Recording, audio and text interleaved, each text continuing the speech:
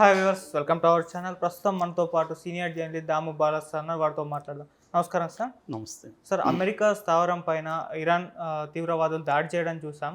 So దీనికి బదులుగా ఇప్పుడు అమెరికా ఇటు ఇరాన్ పైన దాడి చేయడానికి సిద్ధంగా ఉంది అన్న వార్తలు అయితే వినిపిస్తున్నాయి. మరి ఒకవేళ అమెరికా ఇరాన్ పైన దాడి చేస్తే దీని ప్రభావం ఏమైనా భారత్ పైన పడే అవకాశం ఉందంటారా సార్?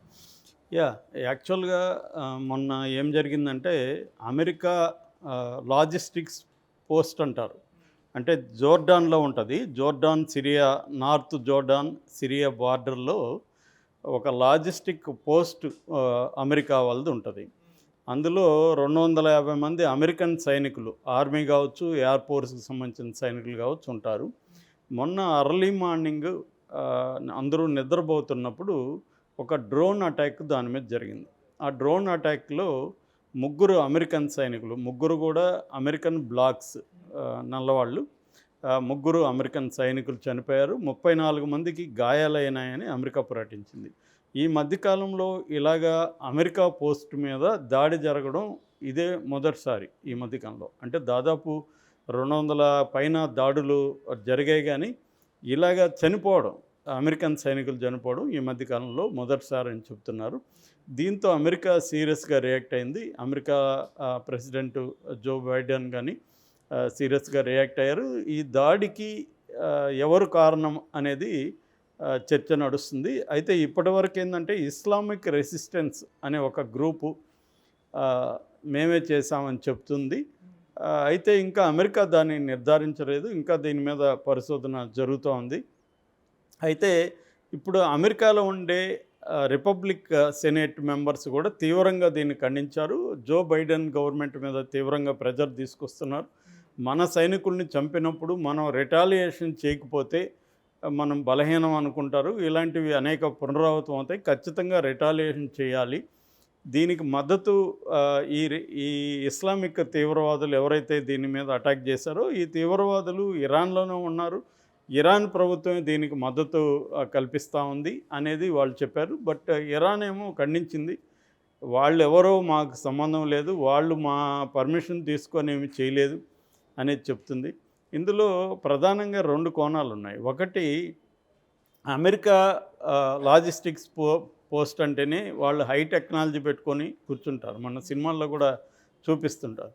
అంటే ఇక్కడ కూడా ఈ పోస్ట్లో కూడా ఎటువంటి టెక్నాలజీ ఉందంటే ఎవరైనా శత్రు ఎయిర్ ఫోర్స్ కానీ లేకపోతే డ్రోన్ అటాక్స్ వచ్చినప్పుడు ఆటోమేటిక్గా అక్కడున్న రెసిస్టెన్స్ వెపన్స్ ఏం చేస్తాయంటే అవే స్పందించి మనుషులున్నా లేకపోయినా అవి అటాక్ చేస్తాయి. రెండోది, ఇటువంటి ఒక పోస్ట్లో 24 hours గస్తీ ఉంటారు. అందరూ 250 మంది నిద్రపోరు. కొంత సెంట్రీ ఉంటుంది, గస్తీ ఉంటుంది. మనం మామూలుగా చిన్న ఇక్కడ పోలీస్ స్టేషన్లోనే సెంట్రీలు ఉంటారు. ఇటువంటి పోస్టులో ఉండరా అంటే మరి ఎందుకు జరిగింది అన్నప్పుడు అది ఫ్రెండ్లీ డ్రోన్ అనుకున్నారు వీళ్ళని చెప్తున్నారు. అంటే తమకు సంబంధించిన డ్రోన్ అనుకున్నారు, అందుకనే దాన్ని దగ్గరికి రావడానికి అలో చేశారని చెప్తున్నారు. అంటే ఆ పోస్ట్ని చీట్ చేయగలిగారు వాళ్ళని చెప్తున్నారు. సో దాని మీద అంటే భద్రతా వైఫల్యం ఎట్లా జరిగింది, ఎందుకు అంత దగ్గరికి రానిచ్చారు దాన్ని అనేది కూడా ఇప్పుడు దాని మీద కూడా విచారణ జరుగుతుంది అమెరికా వైపు నుంచి. అయితే ఈ మొత్తం ప్రాబ్లంని ఎట్లా అర్థం చేసుకోవాలనుకున్నప్పుడు అసలు జోర్డాన్లో అమెరికాకి ఏం పని అనే ఒక ప్రశ్న వస్తుంది. జోర్డాన్ ఎక్కడుంది? మన సౌదీ అరేబియా దగ్గర సిరియా, ఇజ్రాయిలు, గాజా ఈ బార్డర్ ఏరియాలో జోర్డాన్ ఉంటుంది. జోర్డాన్లో వచ్చి ఆ దేశంలో అమెరికా పోస్ట్ ఎందుకు పెడతారు? ఇప్పుడు మన తెలంగాణలో వచ్చి అమెరికా వాడు పోస్ట్ పెడతానంటే మనం ఒప్పుకుంటామా? మరి ఎందుకు జోర్డాన్లో పెట్టారు అనుకున్నప్పుడు ఇదంతా పెద్ద చరిత్ర. ఎందుకంటే ఎప్పటి నుంచో కూడా సిరియాలో ఐసిస్ వ్యవహారాలు ఇవన్నీ జరుగుతుంటే వెస్ట్ ఏషియా, మిడిల్ ఈస్ట్లో అనేక కంట్రీల్లో కూడా వీళ్ళ పోస్టులు ఇలాగ పెట్టుకొని కూర్చున్నారు.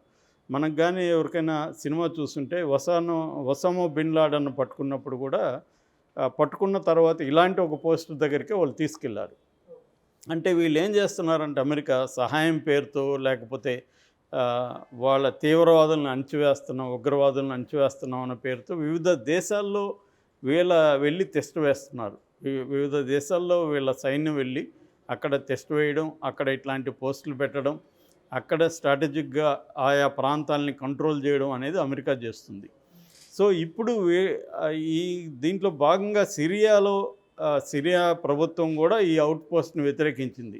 అట్లాగే జోర్డాన్ కూడా వ్యతిరేకించింది. మా దేశంలో మీరు పోస్ట్ ఎందుకు పెట్టారు, మా దేశంలో మీరు ఇప్పుడు అమెరికాలో పోయి మేము పెడతామంటే అమెరికా ఒప్పుకుంటుందా? అమెరికాలో ఇప్పుడు ఇండియా పోయి మేము ఒక రాష్ట్రంలో ఇటువంటి ఒక పోస్ట్ పెడతామంటే ఒప్పుకుంటుందా? ఇదే జోర్డాన్ వెళ్ళి అమెరికాలో పెడతానంటే అమెరికా ఒప్పుకుంటుందా? ఒప్పుకోదు. అంటే అమెరికా ఏంటంటే ప్రతి దేశంలో కూడా ఒక రౌడీ మామూలులాగా వెళ్ళి అక్కడ పోస్టులు పెట్టడం, అక్కడేదో ఉగ్రవాదాన్ని అణచివేస్తున్నాం అని చెప్పడం, ఆ దేశాల సావర్నిటీని కేర్ చేయకుండా అమెరికా ఈ పనులు ఎప్పటి నుంచో చేస్తుంది. ఇప్పుడు ఈ దాడి ఎందుకు జరిగిందంటే, ఒకటి ఆ పోస్టులు అక్కడ ఉండడం పట్ల వ్యతిరేకత ఉంది. 2 ఇమ్మీడియట్ కారణం ఏంటంటే, ఇజ్రాయిలు గాజా మీద దాడి చేసి పాలస్తీనా పౌరుల్ని ఇప్పటి వరకు అయితే నిన్నటికి లెక్క 26,000 మంది పౌరుల్ని అత్యంత దారుణంగా చంపింది. ఎందుకు అత్యంత దారుణంగా అంటున్నానంటే, 26,000 మందిలో దాదాపు సగం మంది చిన్నపిల్లలు. ఎందుకంటే గాజాలో పాపులేషన్లో సగం మంది పిల్లలే ఉంటారు. ఇందులో చనిపోయిన వాళ్ళు కూడా ఎక్కువ మంది పిల్లలు, ప్రెగ్నెంట్ ఉమెన్. హాస్పిటల్ మీద దాడులు చేశారు, బాంబులు వేశారు హాస్పిటల్ మీద, యూనివర్సిటీల మీద బాంబులు వేశారు. పిల్లలు ఎక్కువ మంది చనిపోయారు అక్కడ. సో ఇటువంటి అక్కడ వాళ్ళకి శత్రువు ఎవరు? హమస్. కానీ హమస్ని ఏరువేత పేరుతో మామూలు పౌరుల్ని 26,000 మందిని ఇప్పటి వరకు ఇజ్రాయెల్ ఊచకోత కోసింది. దానికి సపోర్ట్ చేసేది ఎవరు? అమెరికా. సో అమెరికా మీద తీవ్రమైన కోపం ఈ అరబ్ ప్రపంచంలో ఉంది. మిడిల్ ఈస్ట్ కాదు, వెస్ట్ ఏషియాలో కానీ ఈ దేశాల్లో ఉండే రకరకాల మిలిటెంట్ గ్రూప్స్లో కానీ ప్రజల్లో కానీ తీవ్ర వ్యతిరేకత ఉంది ఇజ్రాయెల్ని ఆపమని. ఇప్పుడు ఇజ్రాయెల్ కానీ ఆపితే ఈ సమస్య ఉండదు. కానీ అమెరికా ఇజ్రాయెల్ని ఆపకుండా ఇంకా ఈ సమస్యను పెంచే విధంగా ప్రవర్తిస్తుందని మనం అర్థం చేసుకోవచ్చు. ఇప్పుడు 26,000 మంది చనిపోతే అమెరికాకి చేమగుట్టినట్టు కూడా లేదు, కానీ 3 చనిపోతే మాత్రం మొత్తం ప్రపంచమే నాశనం అయిపోయినట్టు అమెరికా సెనేట్లు ఉగ్రరూపం మన సైనికులను చంపుతారా అని వాళ్ళ దేశాన్ని మనం దాడి చేద్దామని పెద్ద ఎత్తున మాట్లాడడం, దాని మీద చర్చలు అవన్నీ జరుగుతున్నాయి. అంటే అమెరికా వాళ్ళ సైనికులదే ప్రాణము, మిగతా వాళ్ళది ప్రాణం కాదన్న బిహేవియర్ ఎప్పటి నుంచో ఉంటుంది మనకి. వాళ్ళ సినిమాల్లో కూడా చూస్తే కూడా వాళ్ళే ప్రపంచాన్నంతా కాపాడుతుంటారు వాళ్ళ హీరోలు. మన అమెరికన్ సినిమాల్లో కూడా ఈ ఒక రకమైన జాత్యహంకారం అనేది అమెరికన్ దీంట్లో సినిమాల్లో కూడా మనకు బలంగా ఉంటుంది. దీని మీద స్లవై జిజక్ లాంటి వాళ్ళు కూడా ఈవెన్ అవతార్లో కూడా ఇక్కడ వాడు కుంటివాడు, అమెరికాలో దేనికి పనికిరానివాడు వేరే గ్రహాన్ని వీడిల్లు కాపాడుతాడు అనమాట. సో అంటే వాళ్ళు ఆ గ్రహాన్ని వాళ్ళు కాపాడుకోలేరు. ఇక్కడ పనికిరాని కుంటివాడు వెళ్ళి అక్కడ వికలాంగుడు వెళ్ళి అక్కడ కాపాడుతారనమాట. సో అటువంటి థీమ్స్ అమెరికన్ సినిమాల్లో కూడా మనం చూడొచ్చు. అట్లాగే వేరే దేశాల్లో అమెరికా సైనికులు ఏమేమి ఇబ్బందులు పడుతున్నారో కూడా అక్కడ తీస్తారు, వాటికి ఆస్కార్లు వస్తుంటాయి. So first question America post అక్కడ ఎందుకు పెట్టారు? అప్పుడేదో యుద్ధం అని పెట్టారు, ఏది సిరియా వారు. ఇప్పుడు మళ్ళీ ఎందుకు తీయలేదు? ఏదో ఒక కారణంతో వీళ్ళు చొరబడ్డం, అక్కడే తిష్టవేయడం. ఆ ఎకనామీ ఇదేంటంటే ఇదంతా కూడా పెట్రో ఎకనామీ ఉంటుంది ఈ మిడిల్ ఈస్ట్ వెస్ట్ ఏషియా దేశాల్లో. ఈ ఎకనామీని కంట్రోల్ చేయడం, ఆ దేశాల సార్వభౌమత్వాన్ని ఉల్లంఘించడం, ఇవన్నీ అమెరికా చేస్తున్నప్పుడు అక్కడున్న తిరుగుబాటుదారులకి కోపం ఉంటుంది, దాంతో చేస్తున్నారు. సో అదేవిధంగా మొన్న కూడా యెమెన్లో పోయి దాడులు చేశారు వీళ్ళు. ఇప్పుడు ఇరాన్లో కూడా దాడి చేస్తే ఇది ఇంకా పెరుగుతుంది. దాడులు చేసినప్పుడు ఇరాన్ గమ్మున ఉండదు కదా, సో వాళ్ళు కూడా అటాక్స్ మొదలు పెడతారు. దీనివల్ల ఇండియాకి ఏ రకమైన నష్టం అనుకున్నప్పుడు ఖచ్చితంగా జియో పాలిటిక్స్లో ఇండియాకి ఖచ్చితంగా నష్టమే. మొన్న కూడా స్టాక్స్ విపరీతంగా పడిలేస్తుండడానికి వన్ ఆఫ్ ద రీజన్స్ ఏంటంటే రెడ్ సీలో వస్తున్న షిప్పుల మీద అటాక్స్ చేయడం, దానివల్ల ఓవరాల్గా ఇంపోర్ట్స్ కాస్ట్ పెరగడం, షిప్పింగ్ కాస్ట్ పెరగడం జరుగుతుంది.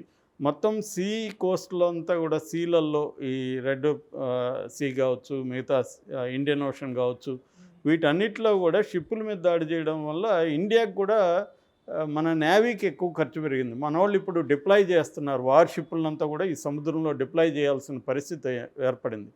ఆ రకంగా ఆర్థిక పరంగా కూడా ఇండియాకి దెబ్బ ఇది. ఇండియాకే కదా, ప్రపంచంలో అనేక దేశాలకి దెబ్బ ఇది.